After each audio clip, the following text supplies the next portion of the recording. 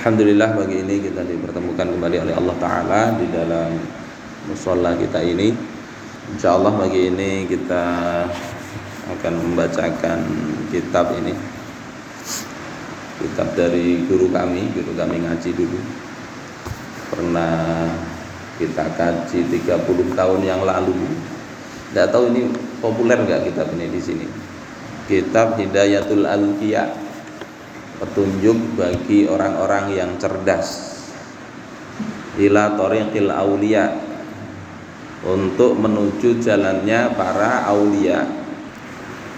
Ini kitab ditulis oleh Syekh Zainuddin bin Ali Ahmad Asy-Syafi'i Al-Malibari, ada yang bacanya Al-Milyabari, yang beliau ini lahir di daerah Malibar. Mana itu Malibar? Daerah sekitar India ya, India. Kalau sini ada pasar Malibar, Malabar ya.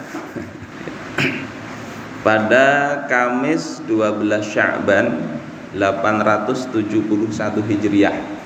Ini 1444 Hijriah. Berapa tahun yang lalu ini? Ratusan tahun yang lalu. Wafat beliau tahun 918 Hijriah, penulis kitab ini. Ini nazomnya, nazom itu syairnya. Karena orang-orang dahulu ketika nulis kitab itu karena ahli syair, mereka nulis kadang diringkas bentuknya syair sehingga mudah untuk dihafal, dilakukan. Biasanya pakai bahar kamil kalau untuk melakukan kitab ini. Sama seperti kitab Aqidatul Awam itu biasa dibaca, dilakukan. Saya pernah dengar biasanya tiap Jumat sore itu ada yang baca di belakang. Itu Aqidatul Awam. Kitab ini kalau di Jawa banyak yang membacakan, yang mensyarah juga banyak. Dan ini syarah dari Kiai Masyruh bin Yahya Rembang. Kami ngaji ya pakai bahasa Jawa dulu, bahasa Jawa. Ada banyak syarah kitab ini, yakni penjelasan dari kitab Hidayatul Alqiya. Mulai dari Banten itu ada Syekh Nawawi Banten nulis penjelasan ini. Juga ada kitab namanya Kifayatul Atqiya, itu menjelasin kitab ini, yang dikarang ditulis oleh Syekh Abi Bakar yang terkenal dengan sebutan Syekh Bakri Al-Makki bin Muhammad Syato' Ad-Dimyati. Tahu ya? Putra siapa ini? Syekh Bakri ini siapa? Syekh Bakri Al-Makki bin Muhammad Asy-Syato' Ad-Dimyati. Ini penulis Hasyiah I'anatut Thalibin. I'anatut Thalibin itu dalam mazhab Syafi'i kitab fikih yang cukup terkenal ya. Di sini mungkin dikaji juga. Catatan dari kitab Fathul Mu'in. Kitab Fathul Mu'in itu yang nulis cucunya penulis kitab ini. Kakeknya nulis Hidayatul Alqiya, cucunya penulis kitab Fathul Mu'in. Dan juga yang mensyarah atau menjelaskan kitab ini salah satu cucunya beliau tadi. Syekh Syato' ini beliau gurunya Syekh Mahfud Termas. Dan Syekh Mahmud Termas ini salah satu dari guru utamanya Kiai Haji Hasyim Asy'ari. Baik, kita bacakan sedikit-sedikit aja lah, pelan-pelan. Nanti cari kitabnya di mungkin bawah pohon beringin, di situ ada. Mungkin ya, tapi yang bahasa Melayu. Kalau ini bahasa Jawa. Bismillahirrahmanirrahim. Alhamdulillahil muwaffiqi lil ula hamdan yuwafi birrahul mutakamila. Thumma sholatu ala rasulil mustafa wal ali ma' sahbi wa atba'i wila. Alhamdulillah, beliau awali dengan memuji Allah Ta'ala. Karena apa? Nulis kitab, kita melakukan ketaatan, apapun yang baik itu tidak akan mampu kita lakukan kecuali atas pertolongan Allah Ta'ala. Kita datang ke sini atas pertolongan Allah Ta'ala. Banyak orang yang sehat, tapi bangun subuh saja susah. Bangun subuh susah. Banyak yang bangun subuh tapi untuk datang ke masjid, ke musola nggak kuat. Nggak, Allah gerakkan. Banyak orang yang kaya, harta banyak, melimpah, istrinya sehat, dia sehat, tetapi tidak mengenal Islam. Banyak orang kenal Islam pun kadang nggak mau belajar, sehingga jalan seperti yang kita bahas kemarin, jalan keberkahan itu yang tidak dia tempuh. Akhirnya hidup itu terasa sempit, susah hidup itu. Ada masalah sedikit stres. Maka alhamdulillah Allah berikan kita ini kesempatan, Allah tolong kepada kita ini untuk berbuat taat kepada Allah Ta'ala. Yang patut dipuji Allah Subhanahu wa Ta'ala. Alhamdulillah. Al-muwaffiqi lil ula. Muwaffiq yang memberikan pertolongan lil ula untuk mendapatkan keluhuran. Jalan yang utama, jalan yang meningkat. Jadi kalau hidup kita begitu saja, tidak ada peningkatan untuk sisi ketakwaan, keimanan, maka kita ini termasuk orang-orang yang celaka. Ada dua nikmat yang manusia banyak tertipu di situ. Yang pertama adalah sehat, yang kedua waktu luang.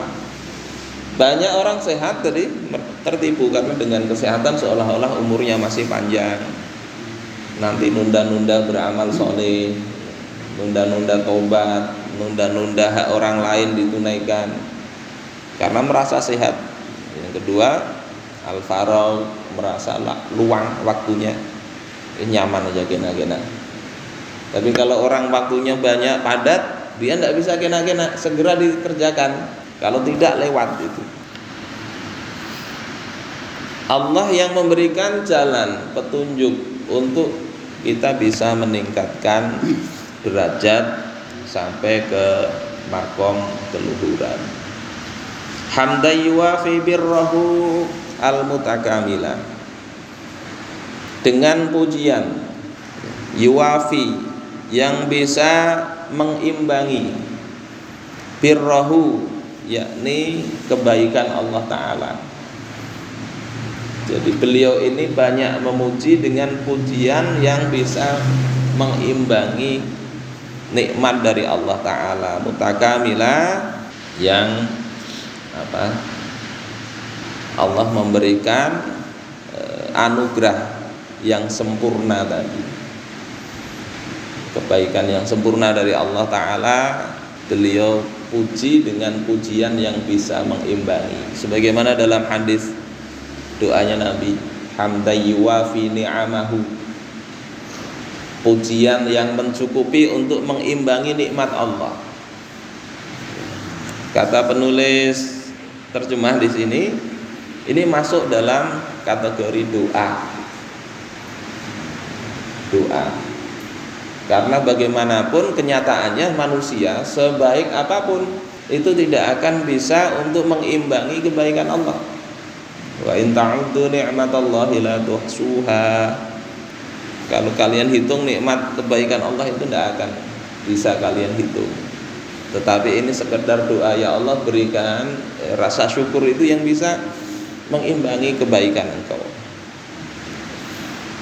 Ini bait pertama dan kedua di kitab ini. Beliau memuji Allah. Karena apa? Mengawali sesuatu mestinya dengan pujian, dengan hamdalah, alhamdulillah. Karena dalam hadis ya, kullu amrin dzibalin lam yubda bil hamdalah fahuwa aqta atau ajzam.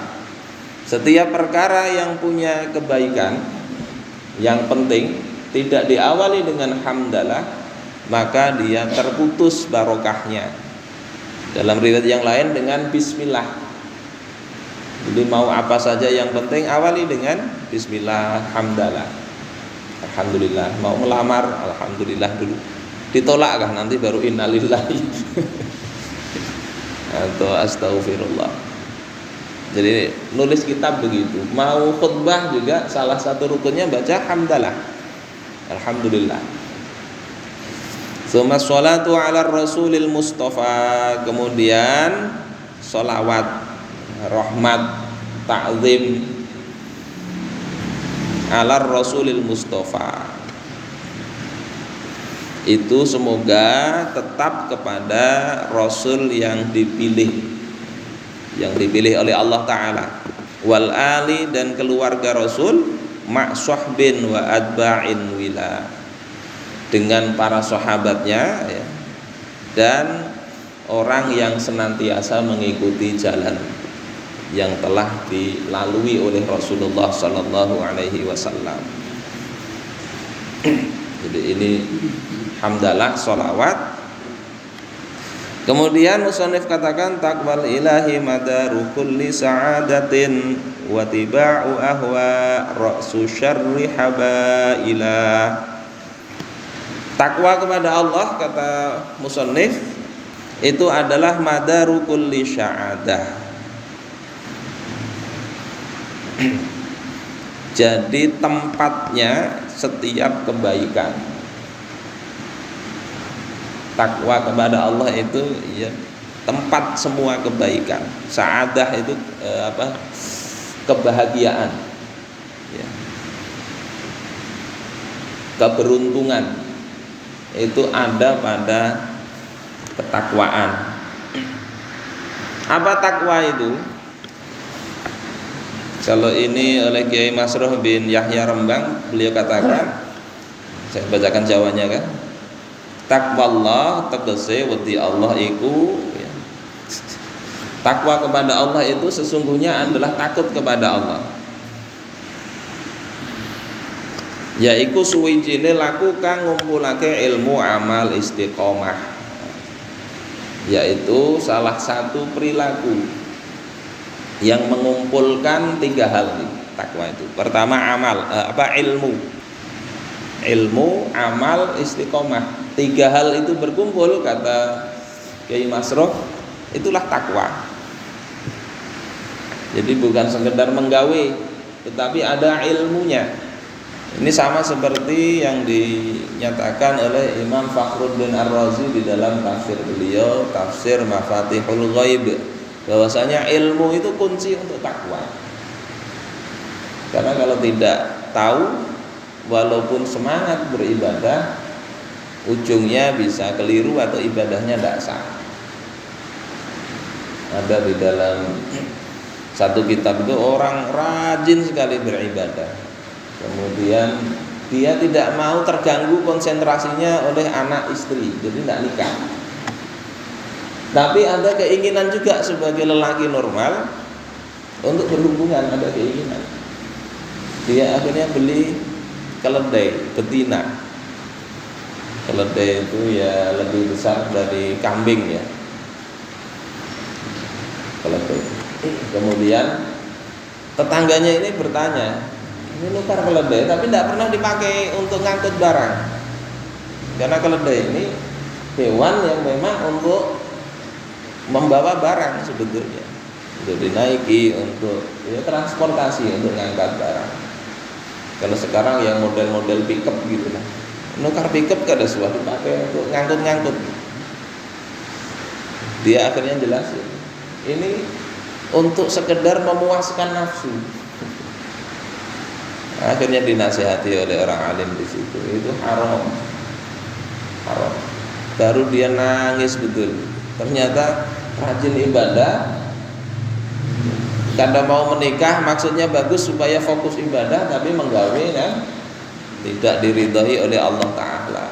Keledai dijadikan bini. Menurut ini bukan keledai lah, robot. Ada robot.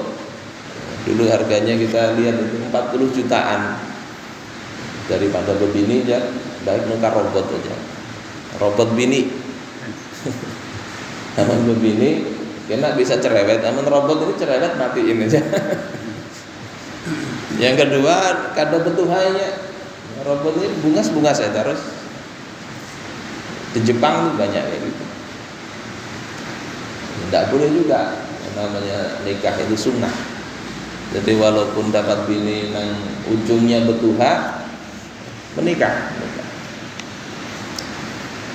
Takwa itu mengumpulkan ilmu, pertama ilmu, kemudian yang kedua amal, yang ketiga istiqomah. Orang yang bertakwa disebut muttaqi atau muttaqin. Jadi ilmu tentang apa? Ilmu tentang perintah Allah itu apa saja, larangan Allah itu apa saja. Sehingga sering dikatakan takwa itu yang menjalankan semua perintah Allah dengan sekuat tenaga dan meninggalkan larangan-larangan Allah Ta'ala. Beliau katakan takwa itu adalah jalan atau tempat semua bentuk kebahagiaan. Sebagaimana Allah katakan di dalam Al-Quran, wa may yattaqillah yaj'al lahu makhraja. Siapa yang bertakwa kepada Allah, Allah akan jadikan baginya jalan keluar. Ada aja cara mengatasi masalah, itu ada. Allah tidak katakan Allah tidak kasih masalah. Jadi bertakwa pun bisa jadi ada masalah yang dihadapi. Masalah keluarga, masalah apa pasti ada. Tetapi dengan bertakwa Allah berikan cara menyelesaikan masalah itu. Apapun walaupun berat, kalau tahu caranya kan mudah. Orang buka pintu saja mudah, kalau tidak tahu caranya susah. Buka pintu pintu geser ya, dia dorong nggak dapat. Padahal pintunya pintu geser, sekedar tidak tahu caranya. Jadi Allah berikan kemudahan, kebahagiaan itu ada pada ketakwaan. Kalau enggak takwa susah. Walaupun hartanya banyak. Saya ceritakan entah di sini entah di mana. Orang gila itu banyak. 1 miliar kata WHO orang yang punya gangguan kesehatan mental. Dan itu tidak mesti orang miskin. Ada di Kalsel ini beberapa waktu lalu, mahasiswa fakultas kedokteran, calon dokter, bunuh diri, stres.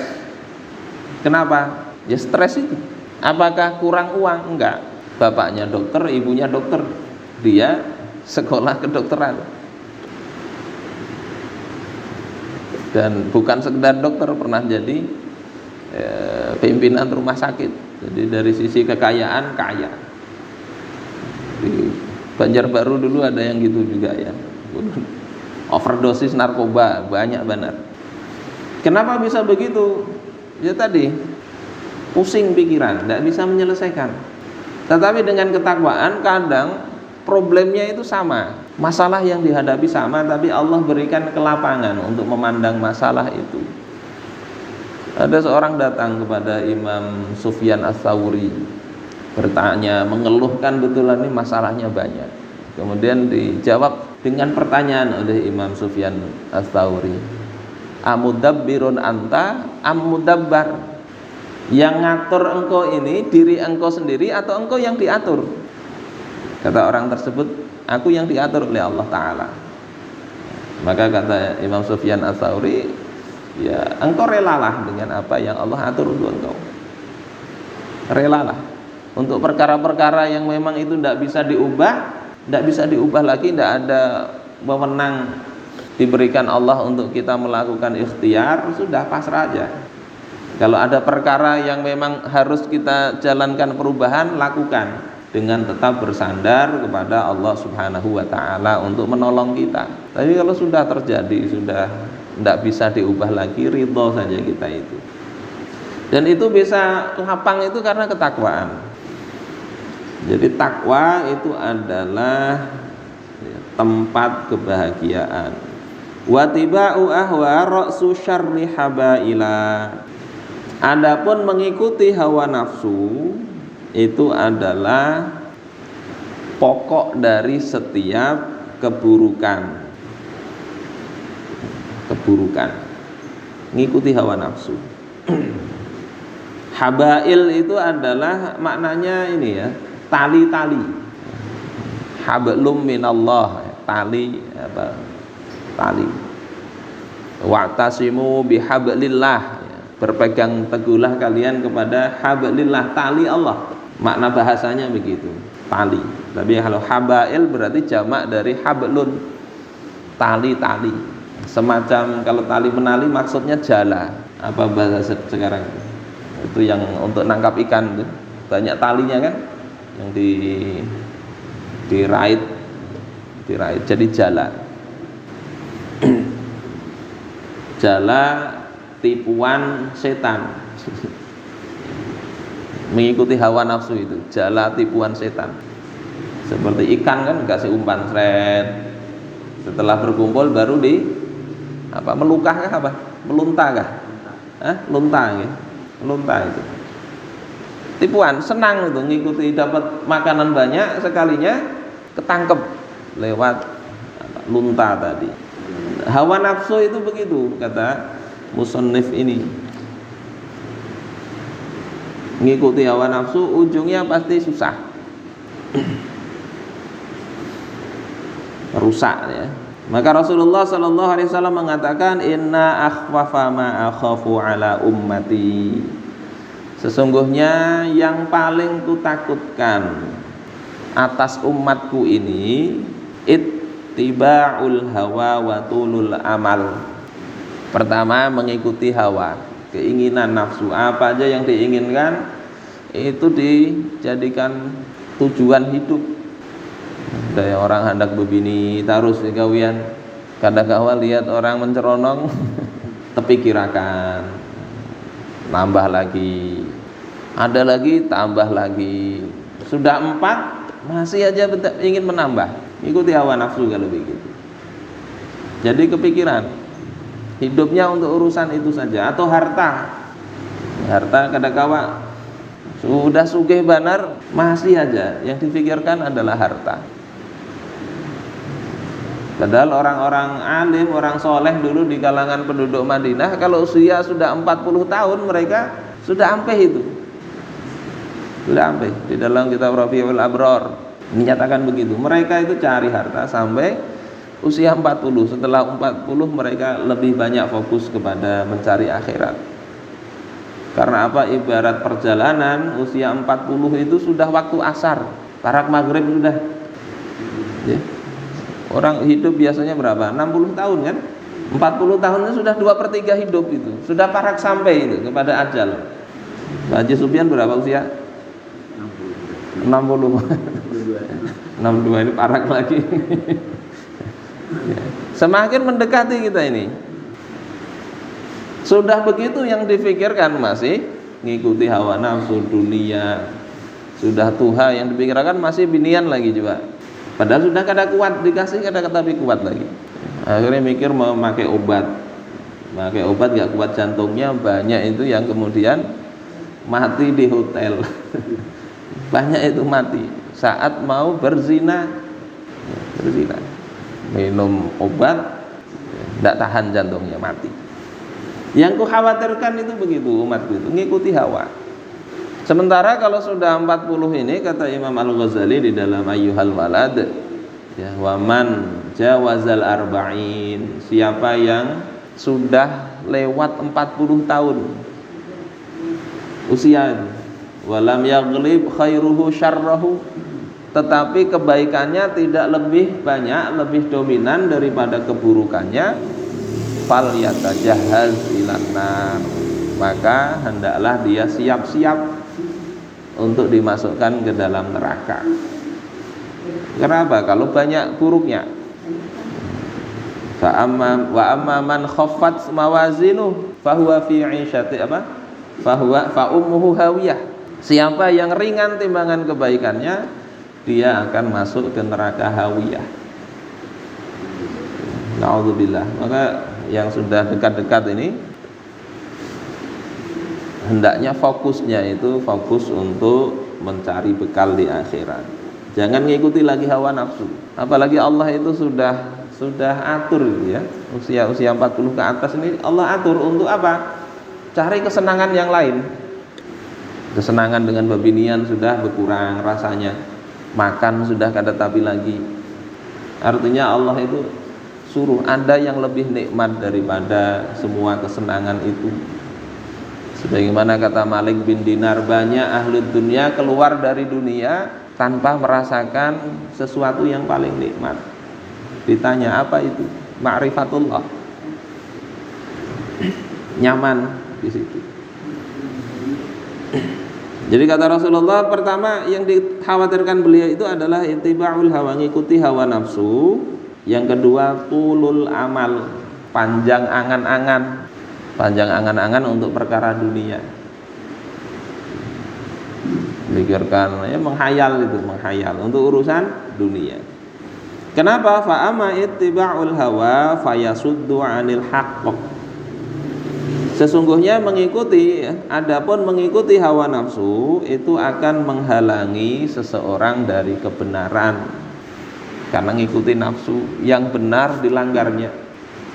Tahu aja korupsi kada boleh, tapi ingin benar nukar pajero misalnya, akhirnya korupsi ya.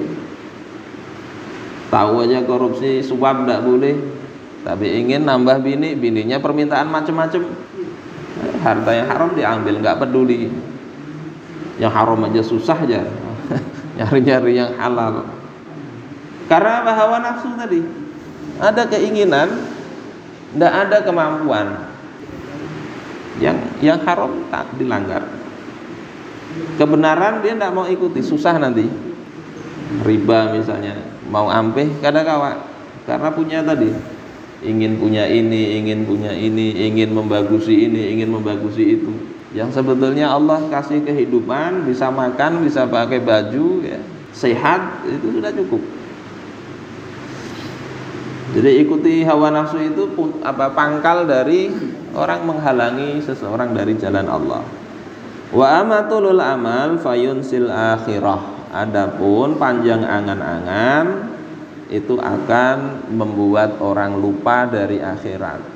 Seolah-olah masih panjang aja hidup. Kemudian musannif katakan inna tariqa syari'atun wa tariqatun wa haqiqatun fasma' laha ma mumattsilah. Sesungguhnya tariqah atau jalan untuk sampai kepada Allah itu adalah pertama syariah. Syariah. Yang kedua tariqah, yang ketiga haqiqah. Nanti ini dibahas di bait berikutnya. Jadi jalan untuk makrifat kepada Allah itu. Pertama syariat. Apa syariat itu? Syariat itu adalah peraturan-peraturan agama yang berupa perintah atau larangan, wajib atau sunnah. Ini menurut para ahli fikih begitu. Tapi kalau di dalam pembahasan di kitab ini yang dimaksud syariat di sini adalah perilaku ibadah kepada Allah Subhanahu wa taala. Khusus ke situ. Kalau secara umum syariah itu ya termasuk ibadah kepada Allah, termasuk hubungan dengan sesama manusia, muamalah itu. Dan ini ada perkara yang zahir, ada perkara yang batin. Maksud batin itu seperti tidak riya, zuhud, ngatur hati, itu masuk dalam kategori ini. Kemudian thariqah itu adalah cara untuk menjalankan syariah, itu thariqah, dan ini mesti mengikuti Rasulullah Shallallahu Alaihi Wasallam. Saya bacakan jawabannya ya. Kang aran thariqah yaiku coro-corone ngelakoni syariat kang anjurus marang ibadah mau. Corone yaiku kudu miturut corone Kanjeng Nabi Muhammad Shallallahu Alaihi Wasallam. Bahasa Jawanya begitu. Saya langsung ke Indonesianya. Thariqah di sini maksudnya ya ngikuti cara Nabi untuk menjalankan syariat. Jadi enggak bikin cara sendiri. Kemudian hakikat yaitu adalah orang yang bisa makrifat secara khusus kepada Allah Ta'ala. Ya, kalau di dalam hadis hakikat ini sebetulnya ya makom ihsan itu yang pernah kita bahas ketika Jibril datang kepada Nabi bertanya, Apakah iman itu, apakah Islam itu, apakah ihsan itu. Nah, ihsan itulah sebetulnya bahasan ulama di sini tentang hakikat. Dan ini insya Allah dijelasin di dalam bait berikutnya. Mudah-mudahan Allah Subhanahu wa taala memberikan kepada kita kelapangan, keistiqomahan untuk melanjutkan membaca kitab ini. Amin amin ya Allah ya rabbal alamin. Bismillahirrahmanirrahim. Alhamdulillahirabbil alamin. Wassalatu wassalamu ala asyrafil anbiya'i wal mursalin wa ala alihi washabihi ajma'in. Allahumma ij'al jam'ana hadza jam'an marhuma tafarruqana min ba'dihi tafarruqan ma'suma wa la taj'al fina wa la minna wa la bainina shaqiyyan wa la mahruma. Rabbana hab lana min azwajina wa dhurriyyatina qurrata a'yun waj'alna lil muttaqina imama. Rabbana atina fid dunya hasanatan wa fil akhirati hasanatan wa qina adzabannar. Wa sallallahu ala sayyidina Muhammad wa ala alihi wa sahbihi wasallam bi fadli subhana rabbika rabbil izzati amma yasifun wa salamun alal mursalin walhamdulillahi rabbil alamin.